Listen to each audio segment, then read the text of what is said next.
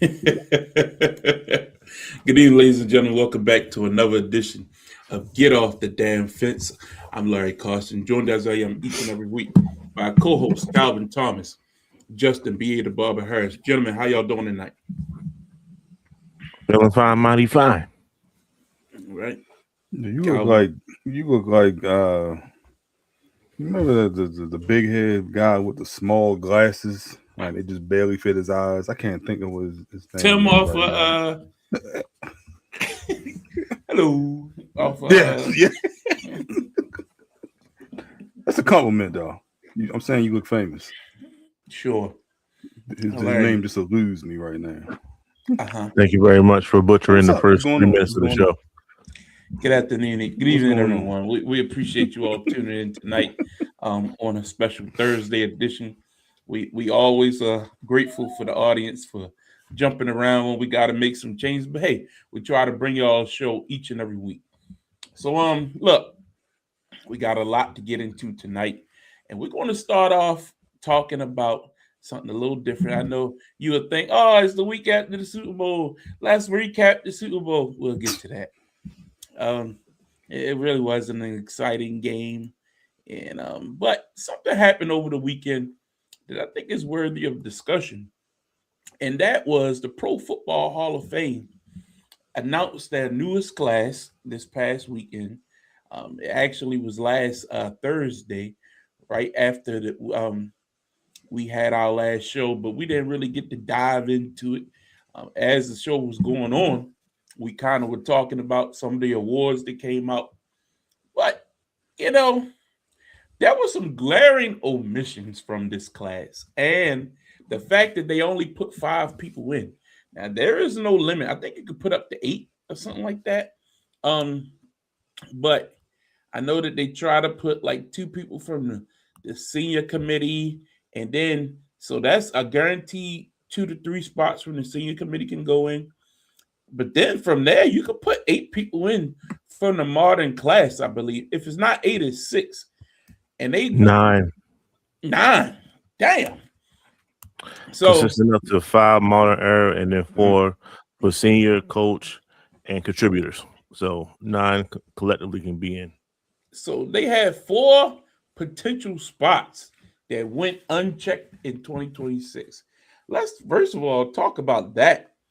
What had to have happened in that voting room for something like this to have happened? Calvin, what's your thought?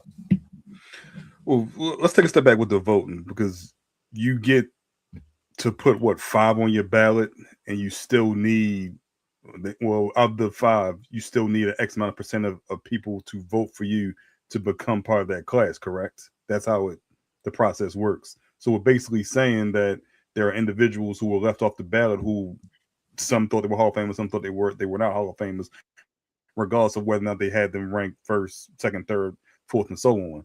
So there has been, in my opinion, a logjam of Wide players receivers. over the last, specifically wide receivers, because you still have a Marvin Harrison who's not in, you have a Torrey Holt. Reggie Wayne who's not in, Torrey Holt's not in, but when you have a Randy Moss, a T.O. who got it on second ballot, so there's been this Third. log jam. Third ballot, This T.O. third, there's been Third. this log jam, and until you vote the a maximum amount of people that you can vote in, there will continue to be a log jam as if there is a pecking order within the Hall of Fame, which I have no problem with. But there are certain individuals that we know are Hall of Fame, like Roger Craig. I thought he's been in. That surprised me most of all. I thought he's been in. When you play with Montana, you play with Jerry Rice, you just around greatness. I thought he had been in. So for him to get in with the senior class committee and basically take a spot out of someone like a Terrell Suggs, in my opinion, who should be in at this Yes. point, 100%. going on his third year.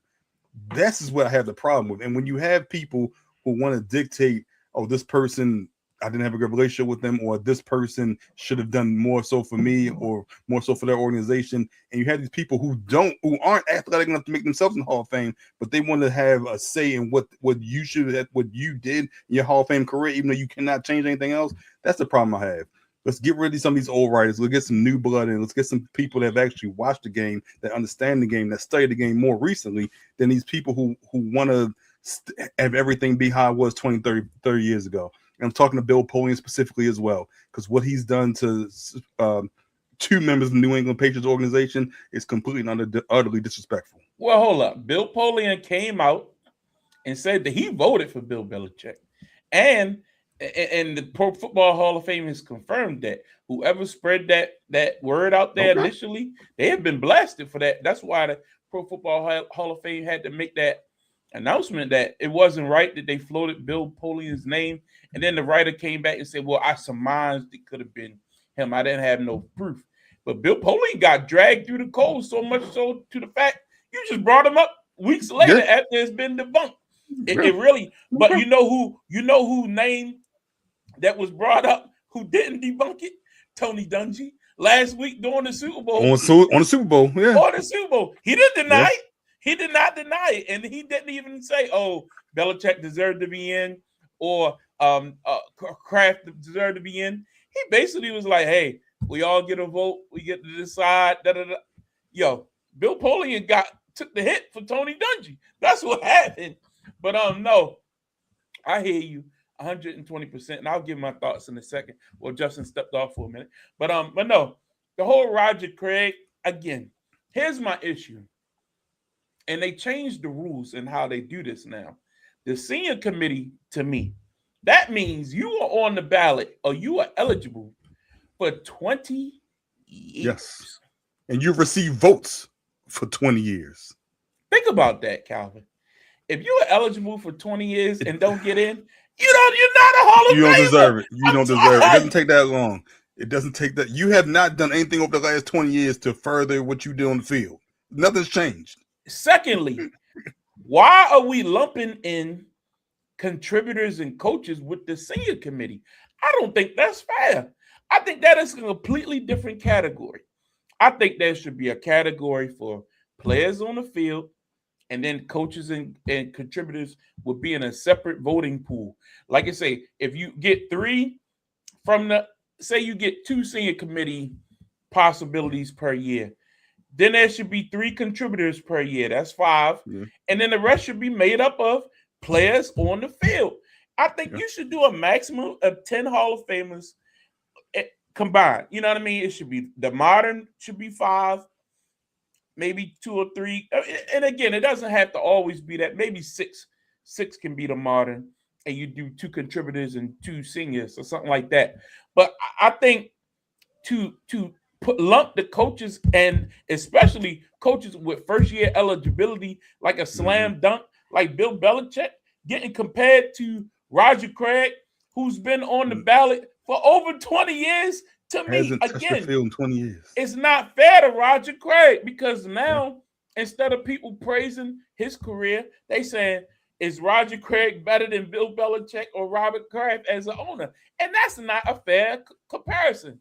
Adam Vinatieri been eligible for a long time, right? He didn't go in first ballot. I thought this was his second or third year. Okay, so they only put in 1 senior person, and that was Roger Craig? That was Roger Craig, yes. So they could have put in Belichick. They could have put in Kraft. So Vinatieri, he was still kicking, for the Colts, I think? He kicked for the Colts late, like 17, 18. So that's why I say he may have been like 1 or 2 years on the ballot.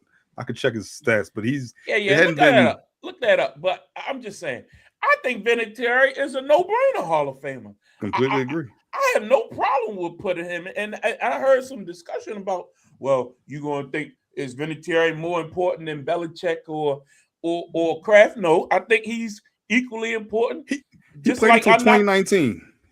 So, yeah, this is the second year on the ballot. Second year, yeah. Right? No. Yeah. Third year. No, second year. Okay. First year was last year. You got to be 5 years removed. Yeah. So, I mean, I don't think – I have no problem with Drew Brees. I have no problem with Larry Fitzgerald. Those are layups. Luke Kuechly had a Hall of Fame talent. But I can't say that his career is a first ballot Hall of Fame career. I'm sorry. He could have waited a year. If Terrell Suggs can wait a year, if Marshall Yonder, Patrick Willis could wait a year, Willis could wait a year, he could wait more. He could wait Luke longer than Patrick Kuechly Willis. is no. Now talent on the field, I ain't taking nothing away from him, but his career was short. He never won nothing. Nope. Like, he had the accolades. I'm not taking away the All Pros and the Defensive Player of the Year, the Rookie Defensive Player of the Year. He got all that. I'm not taking that away. But just because you had that stat, I think what makes you a Hall of Fame career, longevity has to play. Terrell Davis didn't go in on the first ballot, and we all know what he did in those Super Bowls and the role he played. So for him to take a spot, and then for you not to use your maximum number of spots on a guy like Terrell Suggs, a two-time Super Bowl champion, a sack leader, a defensive player of the year. I mean, come on, man. Let's call a spade a spade. Like, if I had to choose between the two for like long term, I think they're equally important to their franchises. But for the length and breadth of their career, Suggs is a Hall of Famer. I'm sorry. Your thoughts? Completely agree. I completely agree. He was more impactful on the field. He had a longer peak. Like, I understand with Luke Kuechly, he had a short career. It was impactful, but like you said, longevity deserves to play a part. If you are a great player over an extended period of time, that needs to be accounted for. Because not everyone can do that. Not everyone has that long prime. And in addition, look, I'm not saying, look, I had Patrick Willis better than Luke Kuechly. There needs to be a pecking order. If I think Patrick Willis had to wait 2, 3, 4 years, I don't think Luke Kuechly should be a first or second ballot Hall of Fame. That's just in my opinion. You still have this logjam receiver because you don't want to have too many receivers in. And now I'm hearing next year is AP's year. AP is a no brand Hall of Fame in my opinion. But you're talking making him wait because of off the field stuff. Now, if you're talking about the child. His situation with his child. But on the field, he's a first ballot Hall of Famer. I don't want to say there needs to be a line to separate because there are some players that have done some things off the field that you can't separate from what they've done on the field. But to even start to have that conversation because you want to diminish his career, that's what I don't have a problem with. That's what I really have a problem with. No, I agree with you on that. I just know that when they changed the rule, they said that they will be taken in off the field and on the sideline. That's why they tried to hold it. They basically changed their rule to hold it against T.O. You know what I mean? And then, because if they would have retroactively went back to some of the grimy things or the off the field issues that Michael Irvin or Lawrence Taylor or different players of the past got into, that would really be an issue. But again, we can talk about that too. But just for this, Drew Brees certainly a layup, you know what I mean? There was no question about it. Larry Fitz, he one of those guys.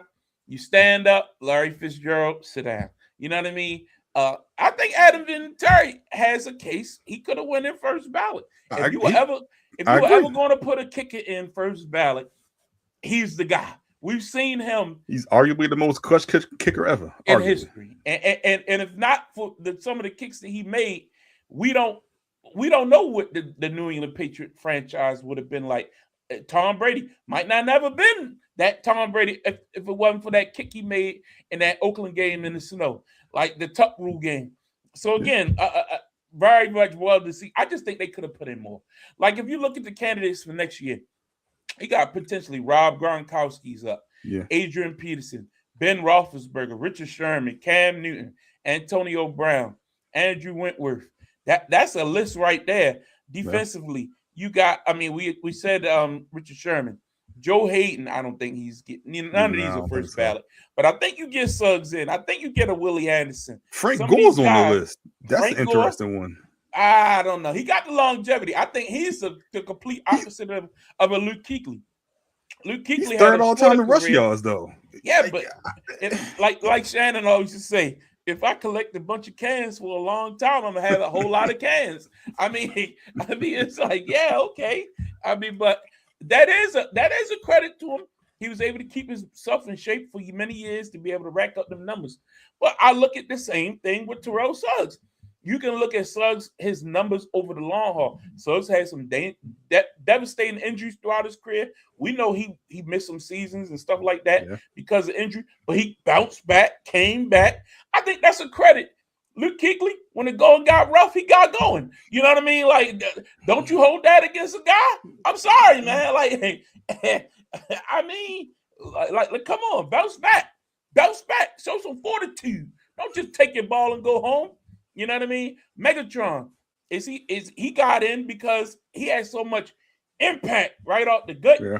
You know what I mean? So I get that, but again, when you comparing guys, or you got a guy who you could a similar position, you could put him up against. I do think it's very interesting that this guy got in on the first ballot, and you making a guy like Suggs wait. I just think that's interesting. Justin, you've been quiet. What's up? Now y'all keep saying Luke. This wasn't Luke's first time. He wasn't first ballot. You're So- right, but Suggs still waiting though. I thought he was first ballot. He waited No. a It's the year. second. The only first ballots was Drew Brees and Larry Fitzgerald. Oh, well, there you go. yeah, I'm it's fine the with it second then. year. And All right. I'm cool with everything. I'm Most not of the fine stuff with that y'all was saying, so I don't want to repeat that.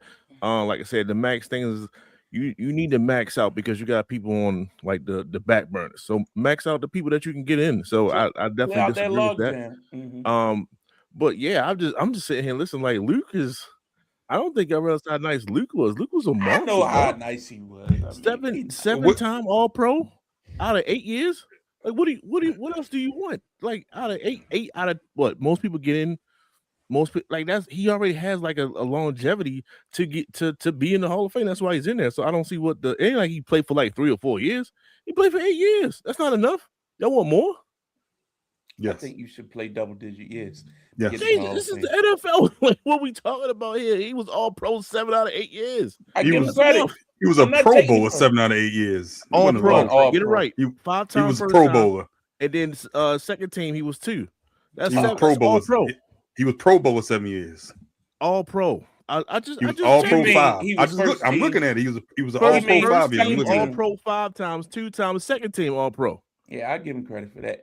But I'm not taking nothing away from him. And I think that's the thing when you have it's like you talking down somebody when you uplifting someone else. That's not what I'm trying to do. And again, my mistake. I mistakenly said he was a first team. That changes my view a little bit. That's why I said he could wait a year. I had no problem with him going in second ballot. My problem is he goes in. I have a problem with him. going Suggs in got to before go Suggs. in. I'm I'm saying sorry. Suggs got to I'm go saying in. that. Look, Suggs was man. eligible Goddamn first. gun charge. Suggs was eligible first. Suggs can wait a year. So Suggs he this waited is 2 third years year already. coming up. Then this is second year he waited. Like Okay, that's so my now, problem. So now he got to skip a year. Don't And a pull a two-time gun on champion. nobody in the drive-through. And the defensive player of the year. Not no just I'm just relying for the ride and love Ray Lewis coattails. He still was playing after Ray and was the defensive player of the year and was the leader of the defense. And remember, I was hard on Suggs. Y'all. Look, for me to stump for Terrell Suggs tells you a lot. Calvin, am I right or wrong? I was very hard on Terrell Suggs. Towards the end. It should have Towards ended the better. end. It should have ended here. And then he went to but Kansas City and stole another ring. he I got a give him ring. credit for that. Yeah. But I'm just saying, like, look, the man has a Hall of Fame career. So I'm just saying, I think some of the receivers, and it's going to be a real bad log, John. You got Tom Brady coming up. Come on, man. You got to get some of these guys out the way. I just think the Pro Football Hall of Fame is becoming a sham, man. And a lot of people are taking pot shots. You got guys talking about they don't even know if they want to be inducted. Then Ben Roethlisberger. I hope y'all keep that same energy. That's all I'm saying. Keep that same energy. If we talk about off the field and allegations, and if you're a good teammate, After Joey Porter, you heard Joey Porter what he said. Look, he said that guy's a bad guy. He's not a good teammate. He's not a good human being. Like, does that not matter when you voting for Hall of Fame? I get it. Supposed to. That's a 2-time Super Bowl champion. He went to the Super Bowl 3 times. He was a tough son of a bitch. I ain't gonna lie to you. Ben was a handful. That's a hell of a player. But are you going to hold off the field against that guy? That's all I'm asking. Sure. Tom Brady, Deflategate. He profited from that. He profited from Spygate. You holding it against Bill? You gonna hold it against Tom? No, you're not. I'm just saying. Not. I want consistency. If you're going to use Adrian Peterson beat his child or whatever like that, if that comes up, I want you to talk about Ben Roethlisberger and them white girls and the motorcycle and all that other. You know what I mean? Like, be consistent. That's all I'm saying. You ain't trying to touch that one, are you? Oh, ain't no arguments here. Oh. Let him wait 5 years for all I care. Eli take his spot. I'm totally fine with that. He can wait. He can wait 2-3 years. Matter of fact, yeah, Eli then give it a tone the following year, and then he can probably get in around that time. Let him wait. Yeah. Care less. Let's talk about this Super Bowl real quick. So last Sunday we watched a demolition job by the Seattle Seahawks, ass whooping in every which way possible. Probably the worst Super Bowl I can recall. Like, I don't remember a Super Bowl being. I mean, last year wasn't great either. Last year was pretty bad. It was bad, but it was at least Patrick Mahomes. So it was like a little bit of a, he still could come back. You know, it's Mahomes. You never know. This was no hope. You know, even when they threw that touchdown late, you knew they wasn't coming all the way back. You know what I mean? This was just bad. Like, I want to give credit to Mike McDaniel, Donald, and that Seahawks defense. They went out there with a game plan and executed it to the highest order. They got to the quarterback. They made him look like, you know, like he's been looking the whole playoffs pretty much. But just bad.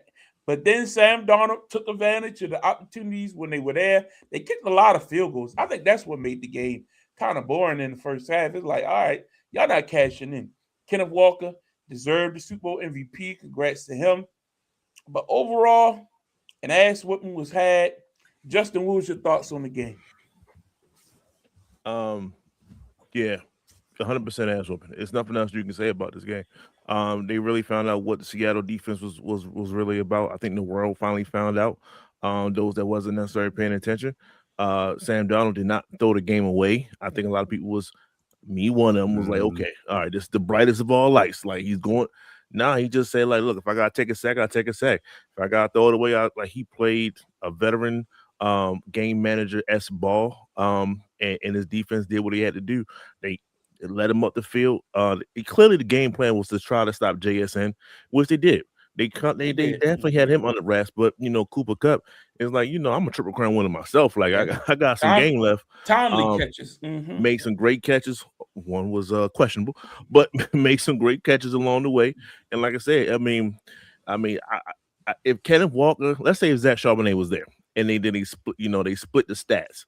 And no one really stood out on defense because the whole defense played well.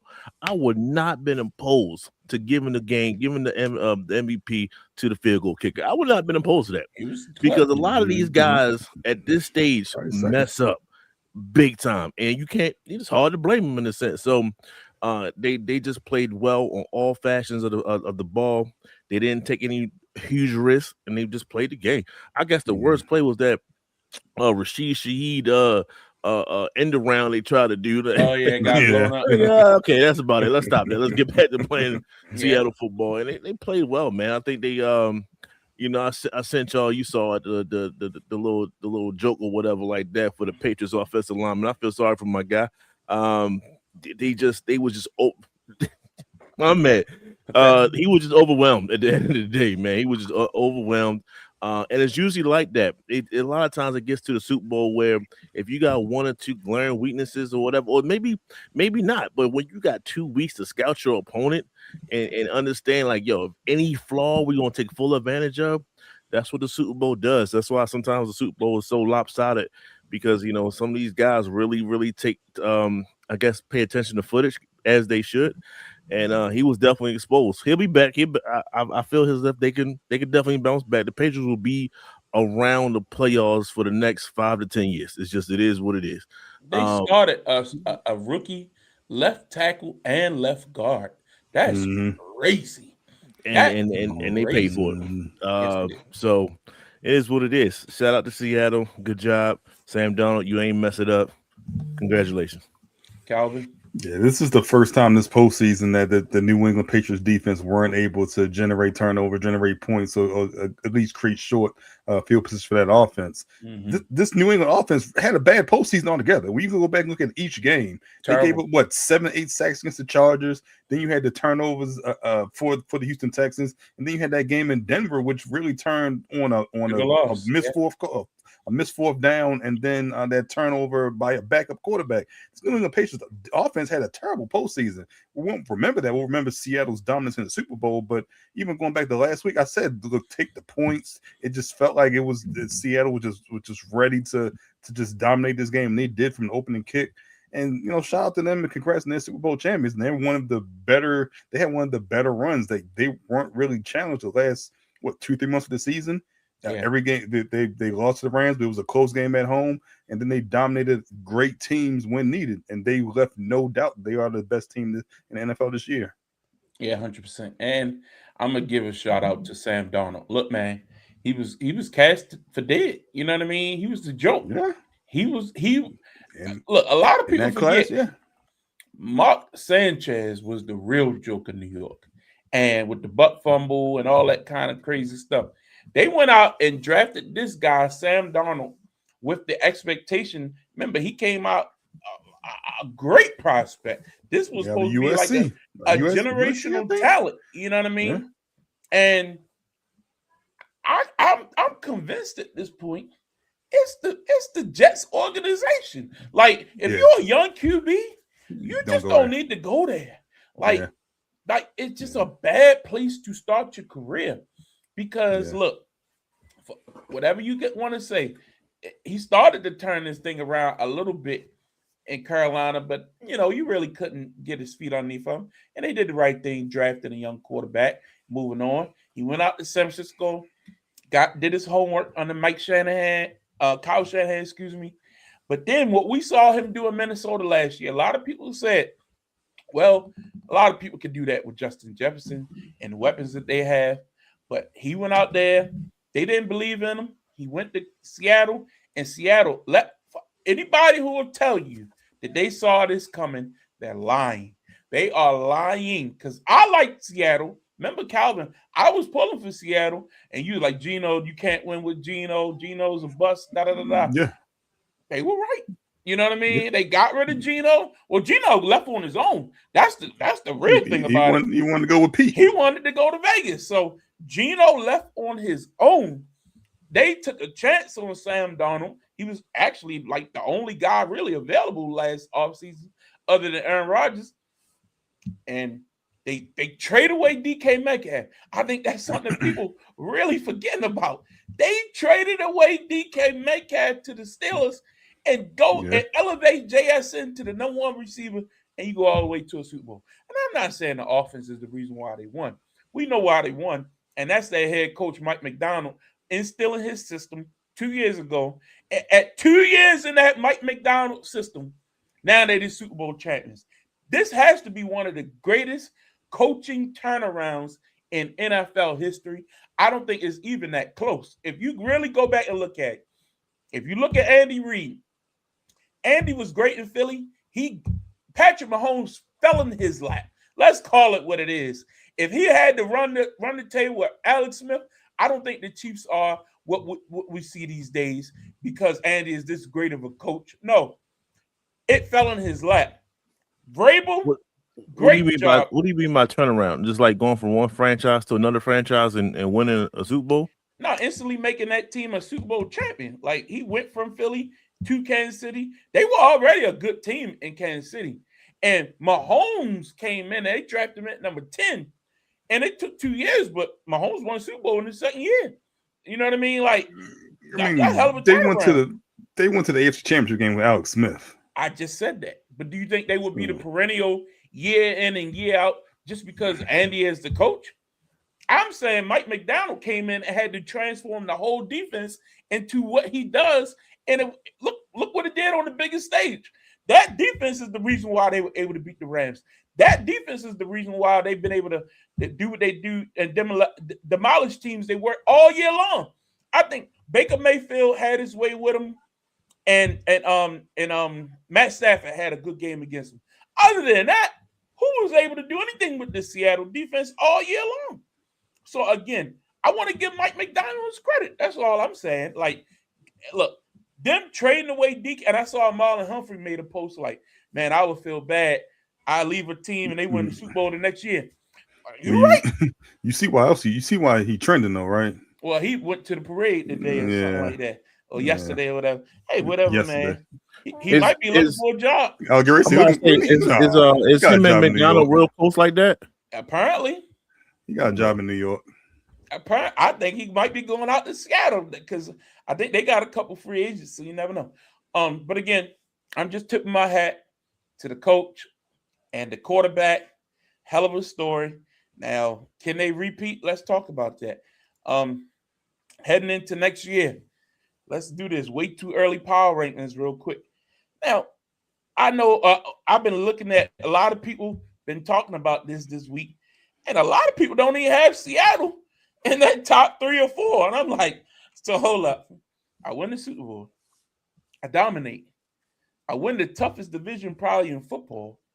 Yeah. And y'all don't even think I can come back and do it again? I think they got like 100 million in cap room or something like that too. Yo, I think that million? odds is like, if you lay money on them right now and they repeat, you can make a pretty penny. I think like plus 800, plus 900. Like normally a favorite is like minus, you know what I mean? Like 110, 120, they like plus 800 to repeat. I'm like, that's crazy work. I think they was like plus 500 to win the NFC West. People picking the Rams to win the NFC West. Like, what did we just see here? What did we just see here? So anyway, let's get into it very quickly. So I'm gonna start with you, Calvin. And I want no particular order. I mean, I'm not no particular order. I don't want to do this one at a time stuff.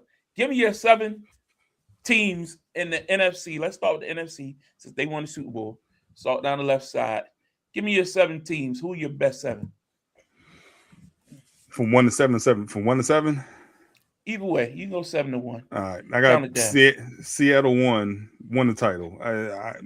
I think they're the best. They have the most, that they have cap space. They have a quarterback that's paid, under average. They can still rebuild. Got the Rams at 2. I think Stafford coming back and them being able to continue to build with that young defense. I got Chicago 3. I think they're a sneaky Max Crosby team if they really want to, and they can kind of add to that defense. Yo, can I say something real quick? In our group chat, you put Mason Crosby, and I was like, "Who the hell?" I'm in Max. I'm in Max. I was like, "Who the hell want the kicker?" I'm like, "What is he talking about?" Go ahead. He definitely meant the field goal kicker. Don't get it twisted. No, I don't even know where you play at right now. What I say? I said Seattle, LA, Chicago. So I gotta pick the Philly in the East. I think they got one more year for that cap situation kind of takes over. Detroit at 5. I think they have a bounce back year. They got a 3rd place schedule. I'm interested in Atlanta and seeing what they can do with Stefanski at quarterback, and then probably San Fran at 7. Okay. So, for some reason, I can't find my LA Rams logo. So, you know what I'm about to do? Old school, baby. St. Louis. All right, Justin, who's your top 7 NFC? Go. I'll respect Seattle and put the number 1. I like it. I'll definitely go with the Rams another year of it. Yeah, okay. I got the Rams being Puka still Puka. I guess 3. Was that Philly? No. Let's take Chicago with a leap. Let's go with Chicago actually being consistent. That's Damon's comment so far. I don't like that. Yeah, switch it up. No, they're not gonna do. Yeah. All right, let's go with San Fran right there at 4. Healthy? Yeah. The fingers crossed. 5. Let's go with Philadelphia. I think they'll still be the best out that division.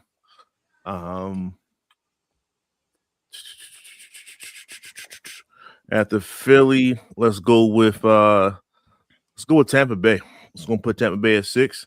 I do believe there's a reason for that. I do believe that we actually win the Max Crosby sweepstakes this offseason. Okay. Oh, really? So Okay. yeah, we're going.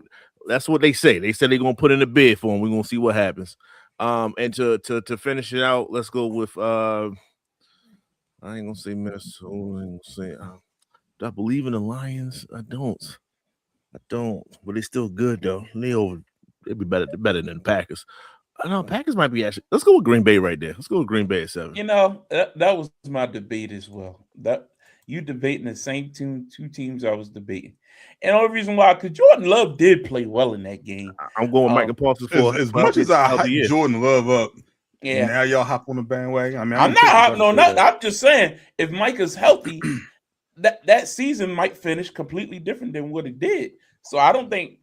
Are we to assume that Micah's not going to come back or something like that? Like, I didn't think he would start the.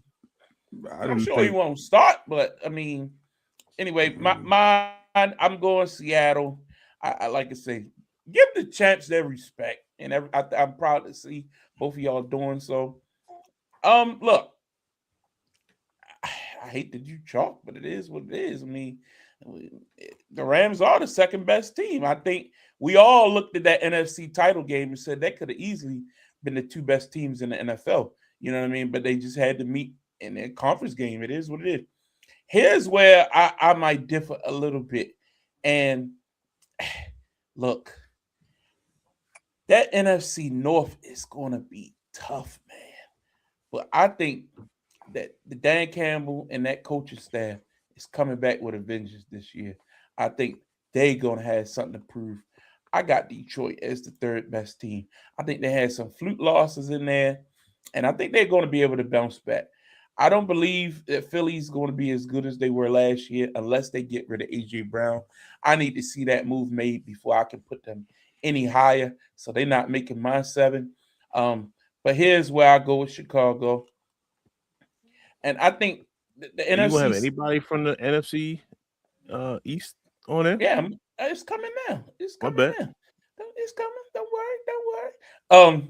Next up, I'm gonna give credit where credit is due, and I think Kevin Stefanski. The problem I have with that is I don't know who the quarterback's going to be. Apparently, they might be releasing Kirk Cousins soon, so I can't do that. So Tampa Bay has to go on that. But I'm hearing Mike Evans might not be there. Is that true, Justin? If you listen to any other reports for multiple years in the past, some similar things were said. Mike Evans is still Tampa Bay Buccaneer. Yeah. So here goes Green Bay. And then I'm going to shock some people. It is going to do it, but I'm going with the Dallas Cowboys. How about them Cowboys? Sneaky Max Crosby team with them two draft picks. I think Dallas, they're going to franchise George Pickens, and I think they got a little bit of room, and it might make some moves, man. I think another year that offense. I think the defense was starting to gel. I think they might be all right. And again, the Giants. I need to see what's going on with this. The whole defensive coordinator thing haven't been sorted out. Too many questions right now for me. I'm gonna start off the AFC. So you are a Harbaugh fan. I love John. I mean, I'm gonna support John, but I'm a realist too. You know what I mean? Like, you guys still got work to do, buddy. Yeah, they number 8, fam. They number 8. We just did 7. just right off. The AFC is, to me, is the tough. AFC is where we're gonna have a different list altogether. Yeah, I think the AFC is very up in the air, to be honest with you. But if Bo Nix is ready, I'm going with Denver number 1. Nothing I saw showed me that they can't do the same thing again. I don't think that they'll have a problem being right back where they were. I'm going with Buffalo number 2, and that's just, I got too many questions about the defense and what would the team look like without McDermott. But you could easily switch 1 and 2. Look, I don't think Kansas City's going to be back. I know a lot of people thinking they just going to be right back, but I don't. I'm going with Houston. Mm-hmm. I think that defense is still just as good, and it'll be just as fine. Again, chalk.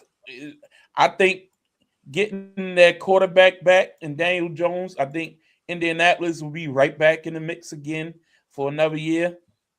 I think continuity is good as well. They a 1 year in the system, they'll be ready. And then look,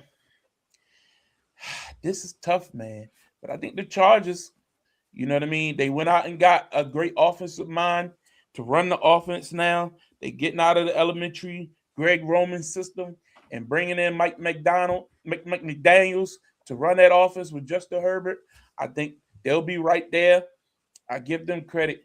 And look, I know you like, well, when do the Ravens come in? I don't know. I don't know about the Ravens, but I'll put them down here somewhere. They might make 7. I don't know yet. But I also think you got to give here they go. I put the Ravens. They're number 6. I just don't have no faith in what the defense is going to look like. I don't know. I just got too many question marks. And then I'll round out my 7 with the Cincinnati Bengals, just off of the strength of Joe Burrow and them having some continuity. Calvin. No New England? Disappointing. Shit. I got Denver. I got You're right. Take off Denver. Cincinnati and put New England. My bad. Go ahead. I got Denver at 1, like you said. Healthy Bo Nix, that defense. They were, one, I don't want to say a fluke injury, but that last play of that game is going to come back and haunt them because they could have easily been in the Super Bowl. So got New England. I got Buffalo as well. I think they're going to be the best team in that division next year. I think New England takes a step back. They still have the best quarterback in that division. And, with Joe Brady running the offense, they're going to put up points. They may not stop anybody, but they're going to put up points. So I got Buffalo at 2. I got Jacksonville at 3. I'm a Liam Cohen fan and how he simplified that offense for Trevor Lawrence. And I think if you can continue to streamline that, and maybe you can get something you can either get Brian Thomas back to what he was the rookie year. Maybe you can get an asset for him, a 2 or 3, and kind of continue to build an offense. So I'm going to give them a little bit of a leeway and say they can continue to build on what happened last year. Who'd you have number 1? Denver. Okay, go ahead. I'm sorry. Denver, Buffalo, Jacksonville at 3. Time out. We can't just not bring this up. So did you not have a Patriots logo? So you just went? Yeah, man. I don't know. Is that Mike I didn't even notice that. I don't know what the hell's going on. I don't have my external hard drive. Not bad. I just wanted to make sure I saw. I didn't even notice. I think that's why I overlooked them, man. Because I keep everything in a folder, and for some reason, a couple of my things missing. I'm like, what the hell's going on? But go ahead, keep going. I got Houston at 4. I got Houston at 4. I got to see what CJ Stroud. How does he bounce back? He hasn't had 2 bad seasons after that rookie season. I need to see something. I need to see some growth. I need to see some improvement some kind of way. The Chargers at 5. I think they're dangerous, especially they're getting both of their tackles back this year. It kind of solidify that line. That's what really was the problem. The defense may take a step back, but I think the offense takes a step forward. I got Baltimore at 6. It's going to take some time for everything to kind of get rolling. So we'll see. And like you had, I got Cincinnati at 7. I ain't got New England up there. I think they take a step back. They may not be second in the division. So, okay. I mean, look, I think New England is good enough to win a wild card or something. They got a first place schedule. I haven't seen them so no. This blank space is the Jacksonville Jaguars for now. Don't mind me. Go ahead, Justin. I don't have my external hard drive hooked up. That's what it is. And they don't on the hard drive. But go ahead. Okay, so we're going to build off the success of this season. I do agree with that. I know y'all were saying Bo Nix and everything with that, but I think it's the running game. I think RJ Harvey makes an improvement. And I just think that they finally find what they want because Sean Payton wants to run the ball first and foremost. It's just he has struggles, and I think he irons those struggles out, and Denver is even that much more better. Number 2, I will not go Buffalo. I am going to say that the Houston Texans will be probably the second best team. CJ's going to get his stuff together, and then the defense is still the defense as it is now. I put a lot of faith in CJ, boy. I'll tell you. Next, let's go to the final four. Yeah, first, okay, I'll go with that. Let's go with some of the MVPs. I will put Josh Allen right here. I'll put the Bills right here. Still Josh Allen. He's still going to find a way to win. His issue is the postseason. And because his issue is the postseason, the person that tends to interrupt him, in which none of y'all have, we're going to put the Kansas City Chiefs right here. We're going to put them returning to glory. That's what they're going to do. So yeah, let's go with Kansas City Chiefs. Patrick Mahomes, they got Eric Bieniemy back. Let's go with the old school Kansas City Chiefs. Surprising, nothing got on there. That's crazy. Moving forward, this is when I go with Duval County. I'll go with Jacksonville right here. At number 5, you can leave them blank. I appreciate it. Understood. And I'm just like I said, most importantly is what they're going to do with Travis Hunter. At this point, he's a added asset to them versus them depending on him. So that's that. I guess at this point you're dealing with house money. I found it. My bad. It was in a different folder. There we go. All right. That's a bet. I had a playoff team folder. My bad. Go ahead. I will give there you go. I will give Patriots a little bit more respect here, and I'll put them at number 6. Just because it's another year. I believe Drake May can play better. As I mean, it's just it is what it is. They can get some better wide receivers. I'll say that. Maybe just work on the offensive game a little bit, but the defense is still going to be able to do what they do. It's not like they didn't get to the Super Bowl by not playing defense. And last but not least, just want to make sure I covered everybody and everything. Tough, man. Pittsburgh will not be back. I do not have faith in the Chargers. Y'all do. I respect that. I will go Baltimore right here, just because of Lamar Jackson being healthy for a whole season is enough to make the playoffs at least. So I'll put Lamar right there. All right. So to recap, the Bengals picked by you, Calvin. That was my first mind, but yeah, I think the Patriots are good enough to be back at least to the playoffs. I think their schedule is going to take a big leap. So from the playoff teams from this past season, none of us have the Carolina Panthers. None of us have. Well, no, Calvin, you have both of y'all got the Eagles. Okay, I don't have the Eagles making it. And that's pretty much we all got the rest. Pretty much all the playoff teams. Y'all don't have the 49ers. And the Steelers. Yep. Y'all don't have the 49ers. Well, you don't. don't. Justin got the 49ers. I changed that. I said you don't. Yeah, I got the Cowboys instead of them. And I mean, Calvin, I would expect you to have Green Bay and or the Cowboys. I guess you. And I got them both. The hell, both of them. Y'all don't have just don't have Detroit. Like yeah, that's wild. And I think they kind of sewed up the issues they were having there.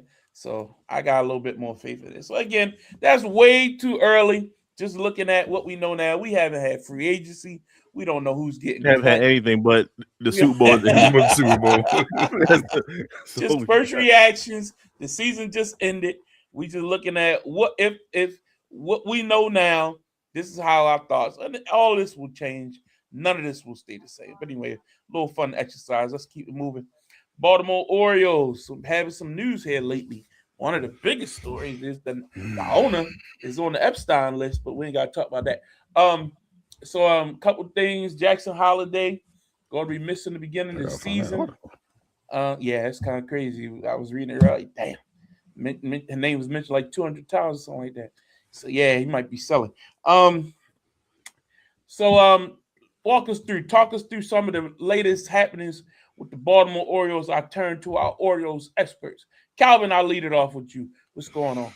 Man, pitching and catcher just reported, and we already dealing with the injury bug. Once again, 2 of our stars, Jordan Westburg and Jackson Holiday. And Holiday won't be able to start. Will start the season on the injury list with a fracture in his hand. Mm-hmm. Or fracture in his hand or fracture in his wrist, one of the two.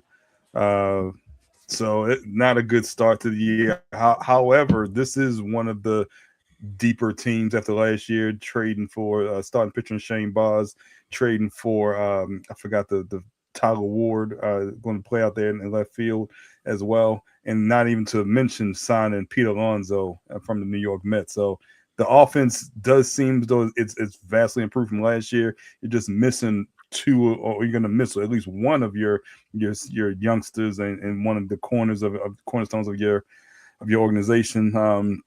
But with them missing out on Framber Valdez, left-handed pitcher who went to Detroit last week, they do have a deeper pitching staff. They don't have a lot of lefty pitchers, and the bullpen could still stand to use a little bit more lefties as well. So we will see. But offensively, I think this team has a chance to put up a lot of runs in a lot of games. You get a chance to see Samuel Basallo as well, hopefully every day, either catcher or at first base. So I'm excited for the season. But, just the injury bug just kind of put a little damper to start pitching the catchers this week. Justin, any thoughts on the new happenings of the last week or so? Yeah. So, I think Jackson's going to be fine. I think Jackson, once he comes back, he's going to be fine. So he has like either a bruise or some type of fracture right at the palm, top of the wrist area. So clearly, if you're trying to do anything baseball related, you can't really throw a ball right. You can't really catch if it's on the catching hand. You can't hold a bat. So it's just one of those injuries where hopefully they say once you're healed, you're healed. So it's not like an ongoing thing. The thing that's ongoing or could potentially be ongoing is Jordan Westbrook. That's a problem because this is oblique. It's his abs in a sense. So you think you healed and then you twist the wrong way or something like that, you re-aggravated it. It's one of those, almost like a soft tissue type of thing. So hopefully he gets healthy from that and it's not lingering throughout the whole entire season because he is very injury prone, as we all know.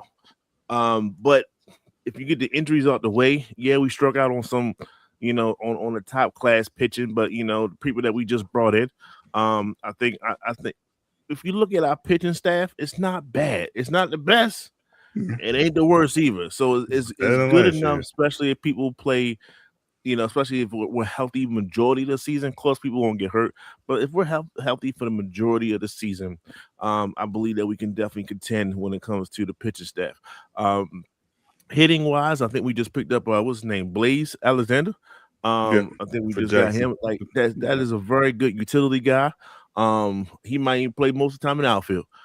Just move him around, and he can do that. He can play different positions, and that's kind of what you need, especially for the Orioles. Gunnar, he's healthy, so we're going to expect big things from him out the gate. Last year he was dealing with an injury that definitely lingered into the first part of the season, so he had to get his footing and stuff like that. Took him down there until July to kind of get going. So we don't have to worry about that now, and that's one of the best things. Our best players should start off the season 100%, and we have that right now. And like I said, we still got some young guys and things like that. So it's just like, you moving around, moving the chessboards around, and we're going to see what we can do. Like I said, Pete Alonso, they spent money on him. You know what I'm saying? They spent money on the pitcher. So they're trying. I'm not saying that they are active. No one can get the top pitcher. There's only one person who will get that. That's the person that gets the most money in a sense. So, it's they're putting forth some type of resistance now. Before it was nothing. We got absolutely nothing. Now it's like, okay, we struck out, try to get the next person, so on and so forth. And that's where we at. That's a better spot to be in versus not having a chance whatsoever. So there we go. It's like I said, it's very early. Hopefully we avoid any more injuries and just kind of see how we all started the season. I do not expect another season like last year. We should go back to 2 seasons ago where we're kind of competing for the division lead, and then we're going to see where we at after that. So that's definitely the high expectations, but definitely not the low expectations of last year. We don't need that again. Great stuff, man. Fingers crossed. I hope that's how it goes down. Great outlook, and we'll continue to check in each and every week heading into the spring training, and hopefully everybody's able to stay healthy and we turn this thing around. Let's keep it moving. NBA. A couple news going into the weekend, the All-Star break. Tonight is actually the last game. I believe the Lakers play tonight at 10 o'clock on NBC. It might be on Peacock. They have a game with I believe the Dallas Mavericks. But anyway, All-Star weekend coming up this weekend, and you got the new format taking over. You got All-Star Saturday night. Traditionally used to be one of the best nights of the year for NBA fans. The slam dunk contest, the three-point contest, shooting stars. I can't even name who's in the dunk contest anymore. I heard that the young boy who was dominating, he's not even on a team, so I don't think he's eligible. Matt McClung to be in the contest. So it might be one of those contests where, somebody had to come out of the woodwork and surprise us. The three-point contest has taken over the last couple of years as, one of the more exciting affairs because I remember it was different speculation that Steph was going to shoot against, what's her name, Caitlin Clark and things of that nature. Yeah. And that never came to fruition. But All-Star Saturday night, to me, has lost its luster, and it started a while back. We don't need to litigate this each and every year. It is what it is. It is on Valentine's Day. A lot of people won't be home. A lot of people won't be watching this till late at night anyway. Justin, your thoughts on All-Star Saturday night and what has come to it this week? It kind of circles around Valentine's Day every few years. Yeah. Because why? Because it gives the fellas something to look at when we spending money on these ladies. So, what I'm saying, go to a place where they got a TV screen and go ahead on watch a dunk contest or whatever. But no, it is like, so wait, you didn't, where's the what was it, the skills competition? You ain't mentioned that's not in it. Oh, I didn't notice that. You know why? Yeah. Because of Chris Paul. Because the San Antonio Spurs jinxed the system last year with Chris Paul and Wemby, and instead of shooting jump shots and things like that, they were just throwing the ball just to get it out their hands. Because technically, you can go to the next station once the ball is released, certain and so on and so forth. So it made it unfun. So the San Antonio Spurs shortcut the system, and they said we're gonna get rid of the whole entire thing. So I just wanted to get that out there. That used to be fun. I used to like that competition. Damn. But no, yeah, but yes, that is the reason why it's not a part of it. But 3-point contest is the 3-point contest. It's the shooters, and we're gonna see what they can do. The shooting stars, I guess that's when you kind of have different spots on the floor and you shoot from there. So I mean, it's just a shooting contest at the end of the day. Is that what it is? That's what I would assume that That's is. what I thought it was. Yeah, like you got the little the free throw, the layup, 3-pointer. I thought that was the skills competition. Like that was an element of it, wasn't no, it? that was, you had that's to two run. different things. So you remember they'll have like just like let's say if they have the New York, so you have your deep shooter from the Liberty team, someone from the pro team, and some old head, some retired. Right. Yeah. They mix it up. WNBA that's player, cool maybe. too. Like I said, it's always good to get to some people that you've probably forgotten about. Get up some shine too. So I'm not mad at that. Right. And the dunk contest, like you said, it's just like I don't know. It's no way you can fix it. Vince Carter and T-Mac, they got their own podcast called Cousins, and Vince Carter said he was offered $1 million, him, Cole, Mac, and LeBron to compete in the dunk contest, and you didn't see that play out, did it? So money you can't. It's nothing you could do. It's just nothing you could do when it comes to that. So hopefully these guys put on a show, and you can make a name for yourself. That's also something people really didn't know about Zach LaVine until he kind of went to the dunk contest, and now same thing for Eric Gordon. They didn't know who these guys were. I understand that, but it's just like you can still take advantage of the situation. We know Matt McClung. Why? Because he won it a couple of times. We would not have known him. You would not have known. No one would know it unless you was really watching his high school tapes and stuff like that. So it's just a lackluster weekend at this point. You think, Calvin? Look, I thought you would be more excited for the shooting star scenes, or your New York Knicks are participating. So I thought you would have, gone on about that one, and try to. I didn't even look at the Coos. They just shooting some jump shots, dog. I'm more interested in Dame Lillard being in 3-point contest. Shout out to Dame. I mean, look, we've seen, in my opinion, and I mentioned this before, that 2016 slam dunk competition is the best competition ever. Not greatest performance, But going back and forth with two competitors, greatest competition ever between with Zach LaVine and Aaron Gordon. But it's at the point where you need star power to bring something back to these events. But even still, you still need them to perform. Like you said, Zach LaVine became a household name that weekend. Aaron Gordon, we knew he was a number 4 draft pick, or at that point, he was in the league about a year or two. But he put himself on the map as a household name with that performance in Toronto. We still think back to those dunks, them going back and forth. That's what the NBA needs.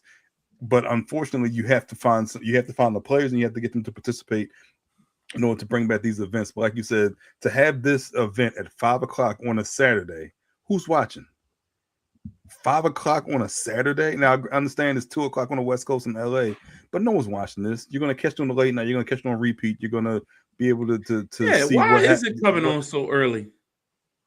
I don't know. Maybe because it's Valentine's night. Because I'm telling you, it don't always fall on Valentine's Day itself. Yeah, it always falls the same weekend. Like that weekend, because President's Day is always that Monday. Yeah, but maybe people going out, or they feel like I don't know.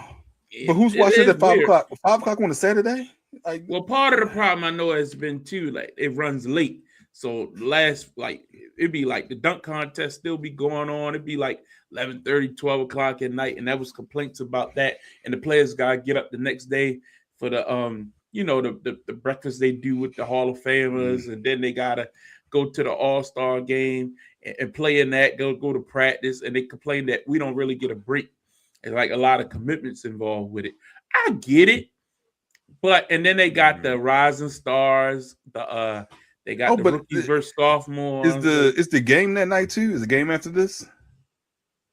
Yeah, it is a game. That's right. Okay. That's right. The format changed. So there's a game actually on Saturday night, right? Yeah, because the winner of that game plays the international team on Sunday. So it's still Yes. Yeah, okay. Yes. So each team will play each other once. 3 teams featuring many tournaments. So face each other in the championship game. So maybe that's why it's starting early. I don't know. I haven't done my research. But here are the 3 teams. You got the East, the West, and the world. So you got and it's really not in East and West. It's like team.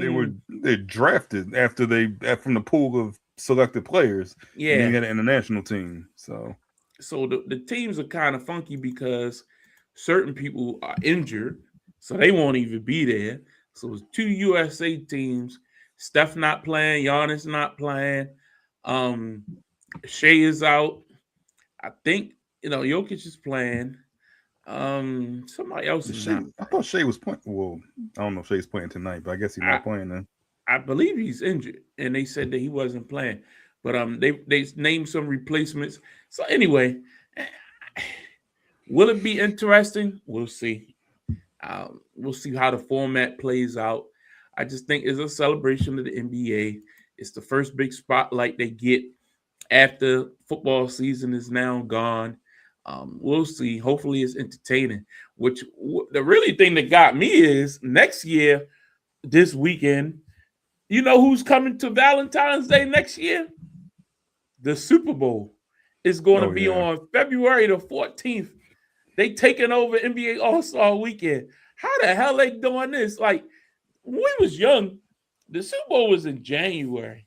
They've only added 1 week. Why the hell is it this deep into February? Does that make any sense? I'm trying to make the math. I had nothing for you. Unless they added another game season later. It don't even make sense. I know I think the weird thing is like the first is a Monday, so the third week is the 14th instead of it being like the 8th or something like that. And so I have no idea, because like you said, they got to start the season later or something. Because how are you skipping adding a whole extra week at some point during the season? Yeah, the second Sunday unless in February they do 2 weeks for the playoffs.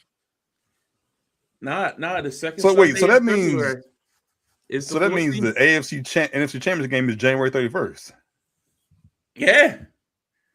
And then 2 weeks off. You got the regular season, and then instead of playing that next week, you skip a week, and then you start the playoffs.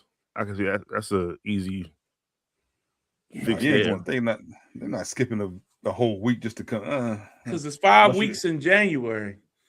Yeah. That's a wild, man. NBA All-Star weekend is always President's Day weekend. I wonder if they're gonna push that back a week then, because you can't have both at the same time, Unless especially President's on a Day Sunday. weekend. But isn't No, President's Day is that's always President's Day the weekend. second? Yeah. It's the third Monday of the month. Third Monday of the month. Yeah. That's crazy to me. All right, so the All-Star game, right? They have nothing's being played on Saturday. So all the games are Sunday. All the games Sunday. So it's the world versus, let's say, Team A, and then I guess the winners out of that plays Team B, the same and night. then the other team plays Team B. So they all play each other. And then the winners, I guess, the best record or whatever plays Sunday. Yeah. So between the hours of 5 to 7, that's when you're going to have all the round robins. And then 7 o'clock, 7:15 is the final game. And then there you go. And that's on Sunday. That's all on Sunday. Well, I didn't like the thing they've been doing the last few years where you had to get to a certain number and then the game was over or whatever like that. And then you go to that certain number again. It's still like that though? Are they keeping that? Like that? Yeah. It might be still like that. Yeah. Jesus. It's just too. Can we just do 60 minutes of basketball and roll the ball out there? Let's go. Like, it's an exhibition, man. What are we doing? Like, I get it. It's keeping it interesting. Let's see. Just USA versus the world. You know what I mean? Like, the world can put a nice little team together out there. You got Luka, Shea, Yoke. But now you ain't got no Shea. No Giannis. No Yoke. Wemby's still playing. Speaking of Wemby, goddamn. Man, that man's on a roll. He's on a roll. So if we had to right now, mid-season, who's your NBA MVP? Calvin, I'll start with you. I'm still going with Shea. Is Jokic eligible? Is he missing enough games yet? He's not eligible? No, he haven't missed enough. I think he can only miss 6 more games. Okay. I was going with Shea because they had a better record. They had the best record in the league, unless Detroit passed him over the last couple of days. But even with him missing a couple games and them still winning, but I'm going with Shea. I'm going until Jokic, especially with Aaron Gordon missing games, they kind of struggled. Even though he's come back, Jokic is still the best player in the world. But I'm going to go with Shea because I think his team as a whole, when he plays, he adds that much value, and he's still the reigning MVP. So I'm going with Shea. Justin, who's your MVP? Right now, especially when it comes to eligibility, he's still eligible. I am going with. I'm going with the Spurs, man. I'm going with Wemby as the MVP. Okay. Because when the two best teams play each other, there's one person that stands out amongst everybody else, and that's Wemby. And they're only 3 games behind the Thunder. So, yeah, that tells me he's a difference maker. He's still healthy. He's still playing majority of his games, and he does everything on defense, as you already know. And he's starting to put together one hell of an offensive performance. So I'm going with Wemby. I hear you. And I just think if Yoke wouldn't have got injured, he was on a pace, man. But he's still balling. It's not like he's still not doing what his thing. They have a better record than with him than without. But I know what undercuts him as MVP is that when he was out, they kind of held it together. So it's not like the team fell apart. So I'm not going to say Jokic is the MVP. But just from a statistical standpoint, Wemby don't average as many. What do you average? Like 24 a game. He's missed games. He's missed a significant amount of games. He's Still eligible. on a minute restriction. He don't play as much as Mhm. everybody else. You got look, Shea averaging 33 minutes a game. You got Jokic averaging 34 minutes a game. You got Wemby all the way down. I mean, that's a lot less, man. 29 minutes a game, and that's with only playing 40 games. Yeah, I gotta give it to Shea right now. Averaging 31 points a night, hell of a percentage from the field. Defensively, he's still good. He's still the reigning champ. So I haven't seen no drop off in his game. I give the Spurs team a good shot to beat OKC in the playoffs because they beat them 4 times in the regular season. So that's very impressive. But that wasn't all Wemby. If you go back and watch some of them games, Well, of course. that's stuff. Stephen Thompson. That's Vasil. That's like they getting all types of contributions on that team overall. Wemby's going to get you a lot of the headlines. And this week, I mean, Draymond tried to body him up the other night, but other than that, like Wemby is a problem. You know what I mean? So inside, outside, he can do it all. But for right now, I'm sticking with Shea. But if I had my pick, it would be Joker, and we'll see if he's able to finish strong. Because the man is just putting up unprecedented numbers. They kind of ridiculous numbers, like averaging 28, 12, and 10. Like that. I mean, it's becoming commonplace at this point, but that's a lot, man. That is ridiculous. Anyway, so Calvin, you said Shea. Yep. Justin, you say Wemby. If I had my pick, it would be Joker, but I'm gonna go with Shea for now because I ain't gonna disrespect that man. All right, let's look at these standings. Top of the West is really, 3 teams. OKC, Spurs, Denver. You got Houston is right there. Minnesota's there. The Lakers really in a whole. You basically draw a line right there underneath it, because it's a whole different league between the Lakers and these other teams. Even LeBron said it the other day. LeBron said, "Yeah, I mean, they a real championship contender. We not. Like it is what it is. Like just call the truth what it is. Like it's a whole different league between OKC and the Lakers, and that's without Shea. And that's what the ridiculous part was. They got a whole squad without Shea on the court. Anyway, I'm liking what I'm seeing from the Spurs, though. They've been coming on very strong. And as long as they can stay healthy, they're going to be a problem. Over in the Eastern Conference, you got Detroit. Boston, once again, making one of their surges. Like, I don't know, man. Tatum going to the G League, trying it out. He said, that don't mean I'm coming back, but I don't think you go through all that if you don't think you possibly could be ready by April or May. I mean, at the latest, I think if he's ready in May, get him back in a rotation, man. A little firepower off the bench never hurt nobody. The Knicks have been up and down. They went on a little run, but we'll see. We'll see. Had a couple injuries. I know OG didn't play the other night. I don't know what's going on with Karl Anthony Towns. Apparently, something internally, I think, is in his brain. But yeah, we'll see. Internally in his brain.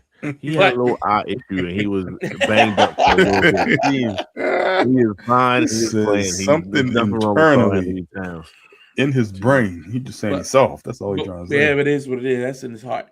But shout out to the Cleveland Cavaliers who have been on the run ever since they obtained James Harden. I think they won 10 out of their last 11. Might be 11 out of 12. I think it's 10 or 11 out of 12. I heard that earlier. Yeah. I think they've only lost like one game in a while. So they're making a little surge here, and they've been playing some pretty good teams and beating them. So it's going to be impressive. Justin, I'll start with you. What's been catching your eye? You can lead with your with your Knicks. Excuse me. That's Calvin with the Lakers. We'll start with the Knicks. We just made another pickup with San Antonio Spurs. Jeremy Cheyenne, Showhan. We don't need him scratched. I take him. He's just bodies at this point. Sometimes the NBA is an arms race. It's just who can be healthy and who has enough healthy bodies at this point. And we're just going through the grind of the playoffs. you're just gonna need people sometimes, and I think he's just one of those guys that can kind of fill in when needed. He can't shoot to save his life, but he can play defense. That's all we need. That's all we need is go out there, play some defense, and get some layups. So just a quality player to match my man Jose Alvarez. They call him Grand Theft Auto, Grand Theft Alvarez. Little Minnie Mouse dude. He fit in very well. He just had 8 threes the other night. So shout out to him. He's fitting in very well. That's his hometown. So he's playing his ass off. So shout out to him as well.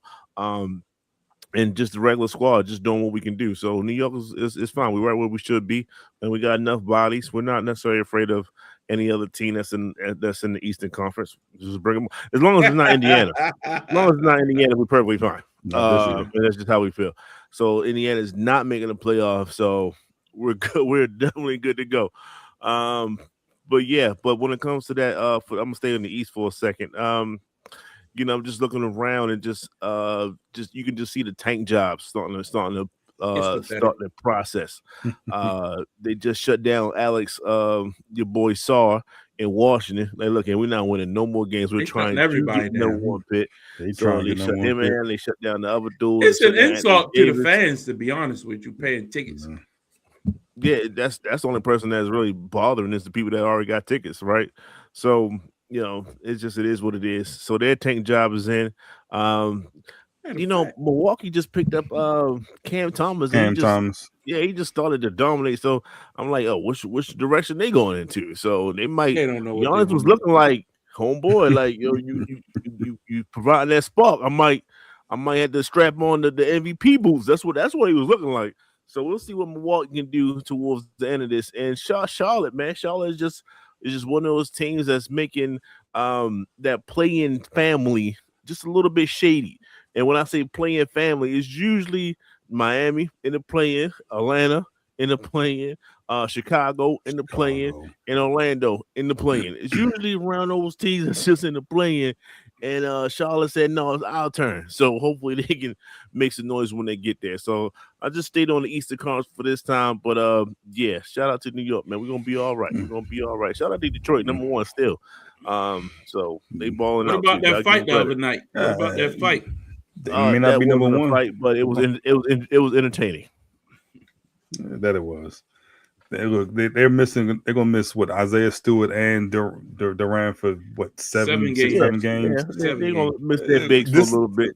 This is when Boston, New York, Cleveland makes a run. If you want to miss them, you got if you want to make a run that number one seed and you 5 games out, you got to cut that lead down when they're missing 2 of their rotation 7-8 guys at this point. And especially coming off the All-Star break when they had 2 All-Stars, and this is kind of new territory for Detroit. You got to make a run at this point. Cleveland with James Harden has been interesting. They won 3 in a row. He's kind of the second, third option, scoring when he needs to. But Evan Mobley has really stepped up, and he's been getting the ball in better positions to score.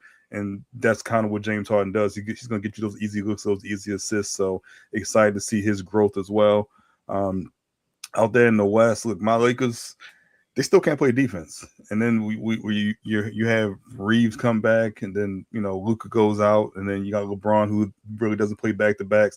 So it's like just a rotation of guys at this point. And they are what they are, but if they're healthy, they can score with anyone, but they just can't play defense and they can't guard the paint. And now you have DeAndre Ayton who's in and out. He's motivated sometimes he's not motivated. You got Jackson Hayes who's in the slam dunk competition. Why? We don't need that. We don't need that. Go get in the lab. Go put some work in. So I don't know. And then that whole Kevin Durant conversation last week, but with him not making his teammates better, which was interesting. But I'm like, God, he's really a scorer. What do you want from him? And then he goes off. Now I do like his comments concerning the All-Star game about why is everyone going at him and LeBron about guys not playing hard instead of going at the newer stars, your Lukas, your Jokic, who already don't want to be there. I do like that comment. I do like his comments. I like that conversation. I think that's something that needs to be had. I think that's something that needs to be worked on to make All-Star Weekend better. But at this point, it is what it is. And with half the teams in the league tanking, you're picking and choosing what night or what game is good. Because at any given time, is it fair to say that half the league is tanking? Maybe that's a little too much. Maybe it's a third of the league. But everyone's trying to get a top 4 pick because they want one of those 4 guys in college. But what I don't like about it is with the increase of betting on basketball and betting on sports, and these networks are being sponsored by FanDuel, sponsored by DraftKings, and this can't be like up on the up and up. Like they don't even sometimes tell you until the last minute. You know how many tickets I didn't put in and people get voided? You know what I mean? Because, they ain't playing tonight now. He should have never been eligible if you tank. You know what I mean? You knew the night before that you wasn't going to play him the next day. Like, I really think corruption is really a real thing. So much so, FanDuel had to change his rule because people was using credit cards to do their deposit. So now they won't even take credit card deposits on FanDuel. I didn't know they took credit cards. That's crazy. I'm like, why would you use a credit card to gamble? Yeah. But a lot of people was using credit card because they weren't able to their bets was changing. Like they thought it was going to be a $3,000 payout, and then a couple people get avoided, and then all of a sudden it's $50 payout. And you already made a whole lot of bets. So you was assuming you was going to win a certain amount of money, and you end up putting out more money than you were able to get back on the return.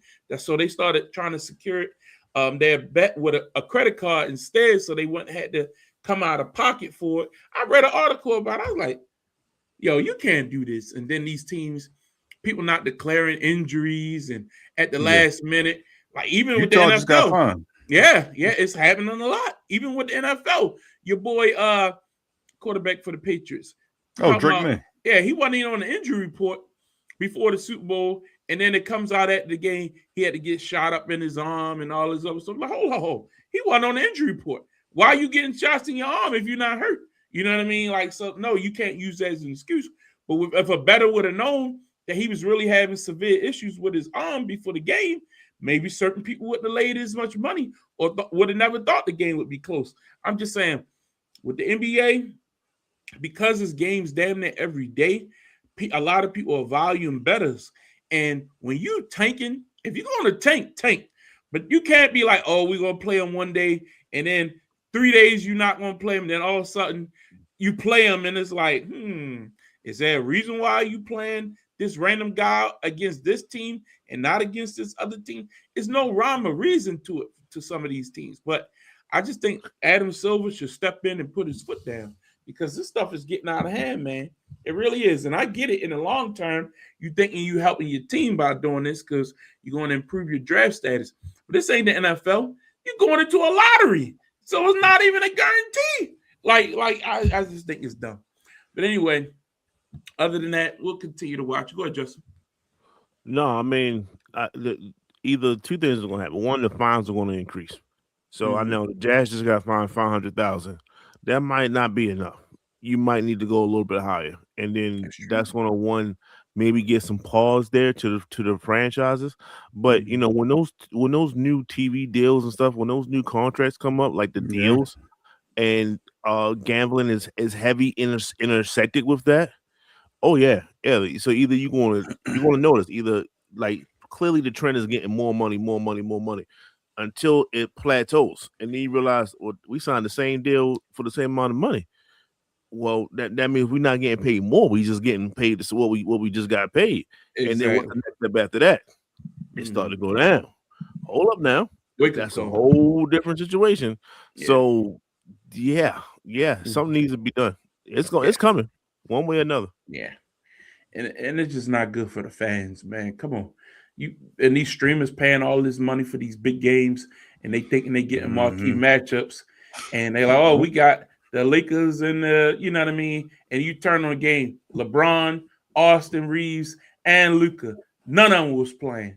Like, and they all played the night before. You know what I mean? And that's in a featured big time game for this network who paid a lot of money for this package where I'm thinking I'm getting the Lakers and the Golden State Warriors or the Lakers and the Houston. You know what I mean? Like, you can't do that, man.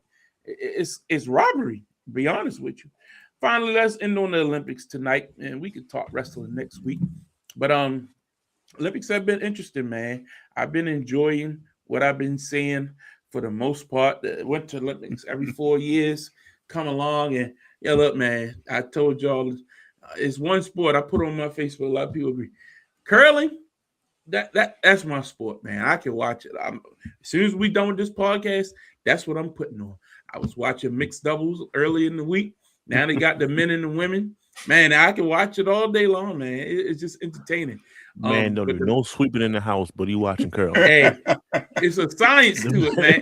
It's Man, so much near broom in the house.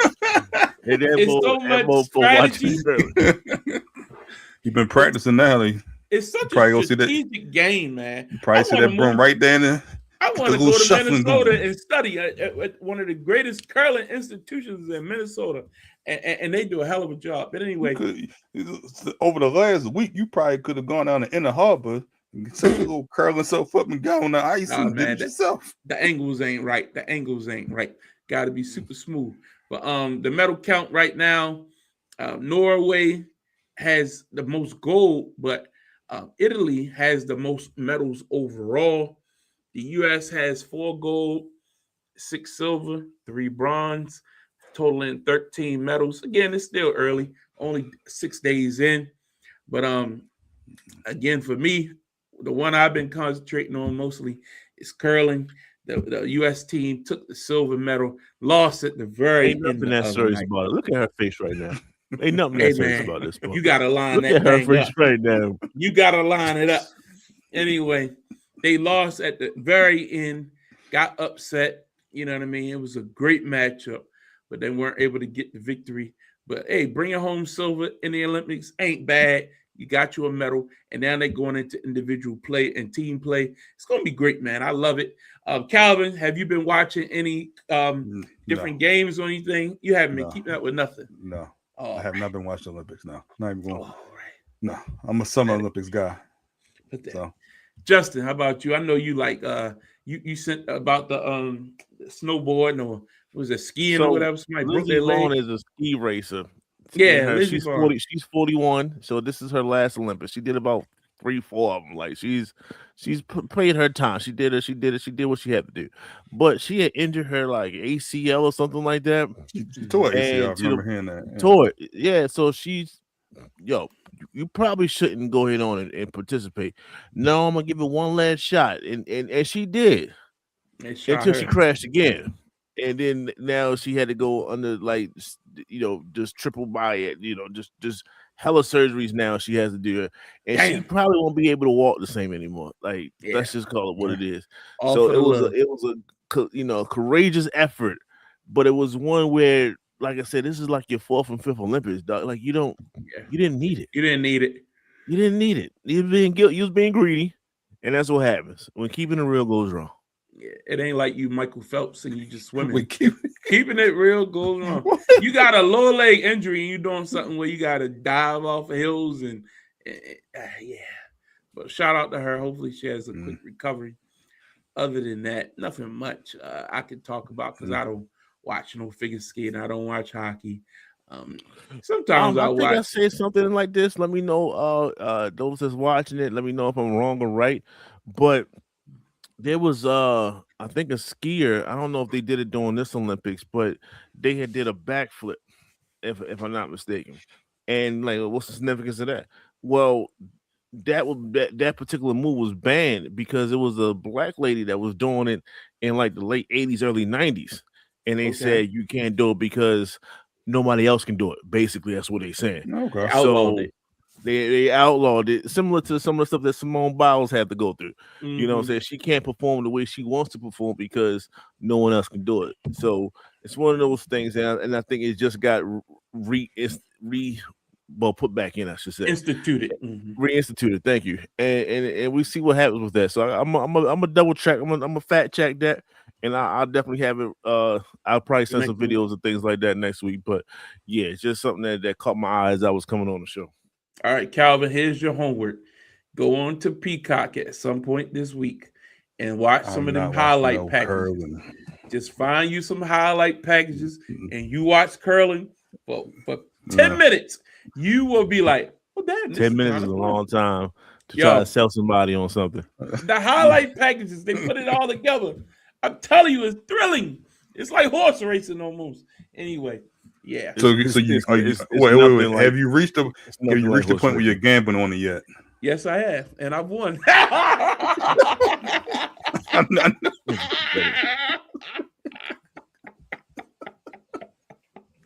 I paid for Valentine's Day with it. I knew it. Hey, it's all good. Anyway, I love you, You gotta baby. take a poll gift is on the way. when you gamble on curling. I've gambled on these basketball, but I'm no. I haven't reached that point yet. Hey, expand your horizons. Anyway, more than one way. You don't know what skin you a bet. cat. You ain't know what you betting. What I you bet- do what you know. bet I on- watch this every Olympics. You bet on So what you bet? if how close it's going to get to the center. You can do how many points they're going to get per round because you get points per round. It's like you ever play what's it called when you throw the hacky sacks. It's similar to horseshoes. Hack sack. What was called? You know when you throw the what's it called? Bean toss, not bean Where you bag throwing the toss. little bean? I know you're talking about. Yeah. You know what's that called? Jesus Christ. I We know know what what you're you're talking about. You know what I'm talking Yeah. about. But you get points only if the opponent don't match you or something like that. Well, in this game, however many you can get closest to the center without your opponent being closer than you on that one, you get a point for it at the end of that round. Cornhole. Cornhole, yeah. Cornhole. So like, yeah. Yes. So if like I throw it in the cornhole and then you throw it in the cornhole, we don't get no points to cancel each other out. But at the end of that round, if I get more points than you, I only get the amount of points that you didn't match me. It's similar to that with curling. If I roll and I get to the center circle, you can knock me out of the center. But if by the end of it, whoever goes last, of course, has the advantage. You have what they call the hammer. If you got the hammer, you get to go last, and I get like 2 or 3 closer to the center than you, I get 3 points. But most of them, generally, the average score is like 2. But sometimes I'll put something on getting 3. Man, these motherfuckers hit a 3-pointer the other night, and it cashed. They hit a 3-pointer. Yo, it cashed for $400. I was like, yes, sir. Yes, sir.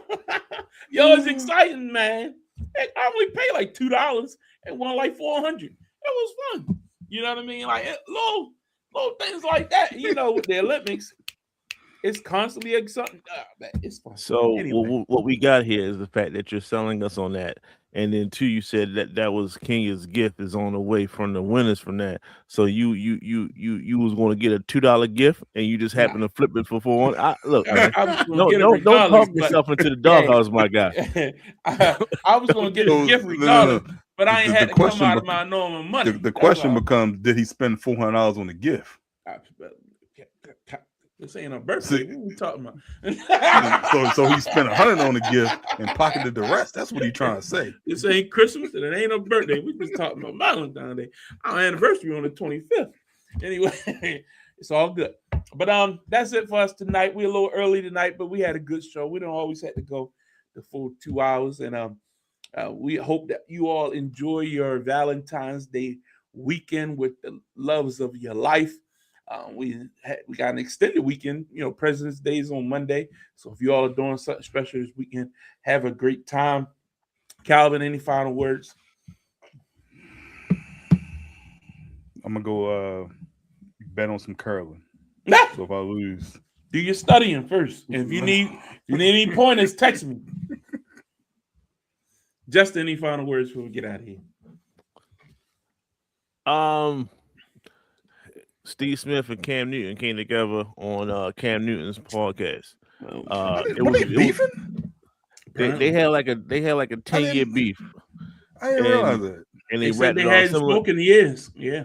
I watched like the first 10 minutes Kobe of it. Shaq. It turned into some mental health bullcrap. But remember the when Steve First Smith. and foremost, mental health is not bullcrap, ladies and gentlemen. You know It's what I very mean? serious. Yeah, that was community. Cam tried to spin it like, you No, know, remember- that is his remember views Steve alone and not the views for everybody on the panel. Remember Steve Smith asked him about one of the receivers for his fantasy team. I thought they was cool then, and that was like when towards the end of Cam's time in Carolina. That was just like surface level stuff. They were just bagging on Okay. somebody else. That was DJ Moore, actually. Steve Smith. I thought it was asked- Devin Funches, but okay. That was DJ Moore. A rookie I like you. didn't realize they had beef though. I didn't realize they had beef. I though. watched the Okay. first 10 minutes of the interview. It opens up with Cam say, "You notice I haven't talked to you. I didn't come over and talk to you since you've been here for the last however long." And Steve said, "Yeah, I noticed." He said, "Yeah, when they asked me if I wanted to do this, I laughed like, nah, hell no, I ain't gonna do that." But then I thought about it because I guess the promoter of the event was some type of mental health advocates or whatever like that. So it was on some, kumbaya, and Cam taking responsibility, saying that the 36-year-old Cam wish he could have acted like how I act now back then when I was 22, and that his pride wouldn't allow him to succumb because Steve Smith was the big personality on the team and Cam wanted to be the alpha. They both wanted to be the alpha, basically. That's how it came off to me.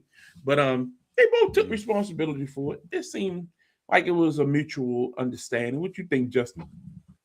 So man, when you are alpha athletes, it's you kind of stuck in your ways. So some people aren't, they don't want to look past their ways for the greater good of the team or whatever the case.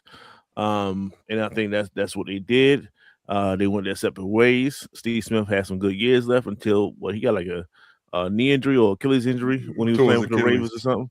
Towards Achilles. So, you know what I'm saying? So it is what it is. But a lot of times you start to see a lot of guys come together in their late 30s, early 40s and stuff like that after your playing career, after all the ego stuff is done.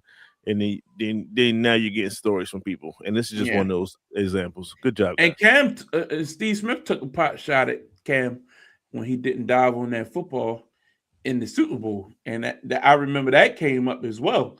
But remember, Steve Smith, he even said it. He requested a trade. And that Cam said that hurt him. I thought we was building something. We needed a A1 receiver, and you want to leave? Like that looked like it was a shot at me. And they said, sometimes quarterback coaches and head coaches and offensive coordinator, Steve Smith talk, they can kind of get in the way and make it. Man, just say you wanted to be the boss. You wanted deference be made to you. And Cam was cocky, young, and brash, and he was used to being the man. You know what I mean? Cam was probably the man at every level, every place he's been his whole life. And you come into Florida.